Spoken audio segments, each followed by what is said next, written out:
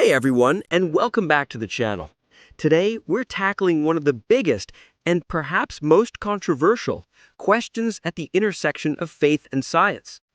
If the Bible, in Exodus 20:11, clearly states that God created the heavens and the earth in 6 literal days, why does the entire scientific community insist it took about 4.5 billion years?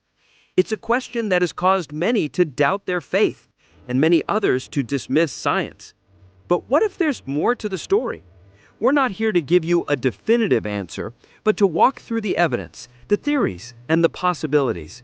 Stick around, because by the end of this, you might see this ancient text in a brand new light. Let's start with the scientific consensus. Why do scientists believe in a universe that is 13.8 billion years old and an Earth that is 4.5 billion years old? It's not just one piece of evidence, it's a massive, interlocking puzzle. First, radiometric dating.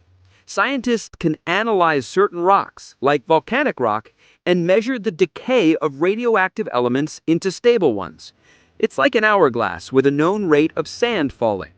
This method consistently gives ages of billions of years for the oldest rocks on Earth and the Moon. Second, the geologic column.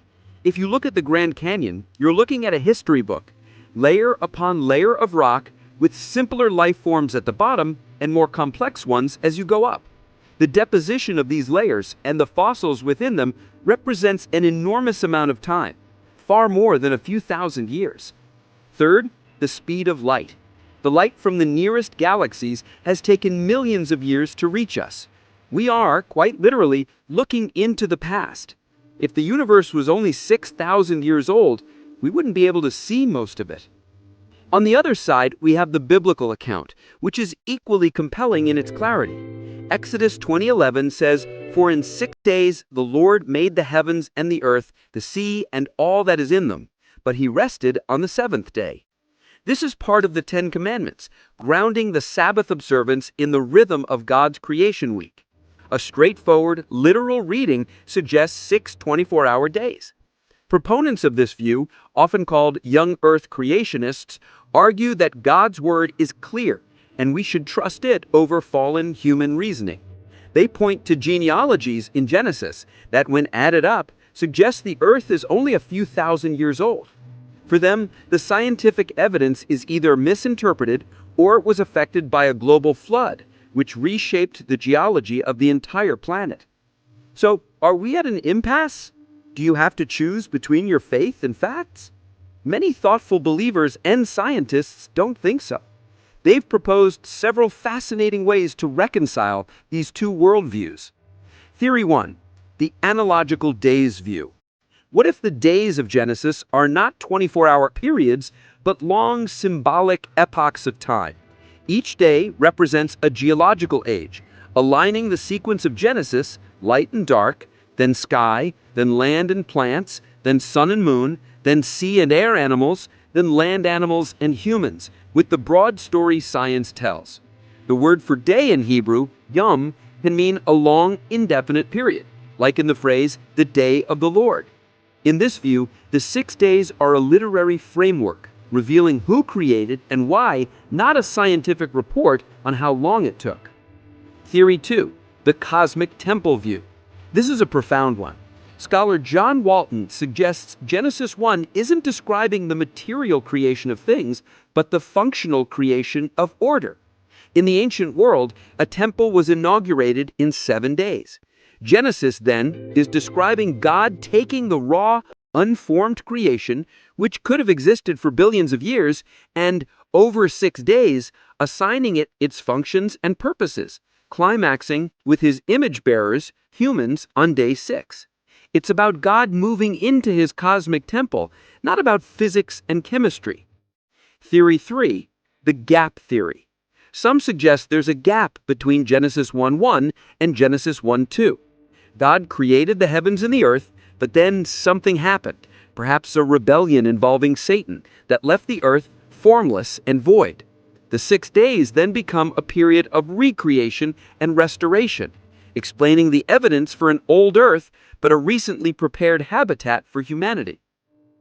Now, here's a thought that leans a little more in the Bible's favor. The Big Bang Theory itself points to a universe that had a definite beginning. For centuries, people believed the universe was eternal, which directly contradicts Genesis. Science now agrees there was a beginning. Furthermore, the incredible fine-tuning of the universe, the precise physical constants that allow for life, points to a designer. As scientist and believer, Dr. Francis Collins said, God is the author of two books, the book of God's Word, the Bible, and the book of God's works, nature. If both come from the same source, they ultimately cannot contradict each other. The conflict, he argues, arises from our imperfect interpretation of one or the other. Perhaps the 6 days are a divine revelation given to ancient people in terms they could understand. Telling Moses about the Cambrian explosion or redshift wouldn't have been helpful. The message was theological. One God, a purposeful creation, and humanity's special place in it. So, where does this leave us? We have a mountain of scientific data pointing to a very old universe. And we have a sacred ancient text that has been the bedrock of faith for billions, stating it was done in 6 days.